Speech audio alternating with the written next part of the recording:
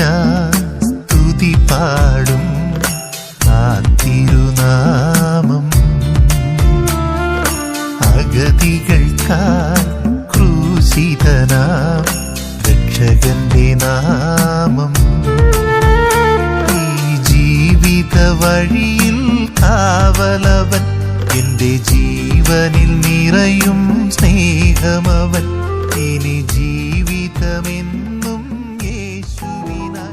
കർത്താവായ ദൈവമേ, ഇതേ ദിവസം കുടുംബജീവൻ നയിക്കുന്ന എല്ലാ ദമ്പതികളെയും സമർപ്പിച്ച് പ്രാർത്ഥിക്കുന്നു.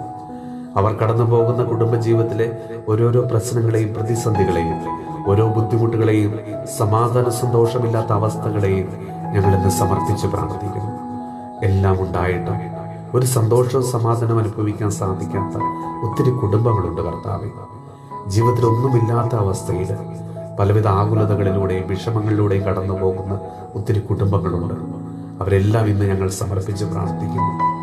തിരക്കേറിയ അവരുടെ ജീവിത ശൈലികളും മൊബൈൽ ഫോണിന്റെ ഉപയോഗവും വർദ്ധിച്ചതുമൂലവും ജീവിത പങ്കാളികൾ തമ്മിൽ ഒരുമിച്ചിരുന്ന് സംസാരിക്കാനോ ഒരുമിച്ചിരുന്ന് ഭക്ഷണം കഴിക്കാനോ ഒരുമിച്ചിരുന്ന് പ്രാർത്ഥിക്കാനോ സാധിക്കാത്തത് മൂലം ജീവിതത്തിൻ്റെ ജോലിയുടെ ക്ഷീണവും പലവിധ പിരിമുറുക്കങ്ങളും അമിതമായ ടെൻഷനുമെല്ലാം പലപ്പോഴും കുറ്റപ്പെടുത്തലും ദേഷ്യവുമൊക്കെയായി പ്രതിഫലിക്കുമ്പോൾ കുടുംബത്തിൻ്റെ സമാധാനം നഷ്ടപ്പെട്ട അവസ്ഥയിലായിരിക്കുന്ന ഒത്തിരി കുടുംബങ്ങളുണ്ട് കർത്താവേ. അങ്ങയുടെ കരങ്ങളിലേക്ക് അവരെല്ലാം സമർപ്പിച്ച് പ്രാർത്ഥിക്കുന്നു.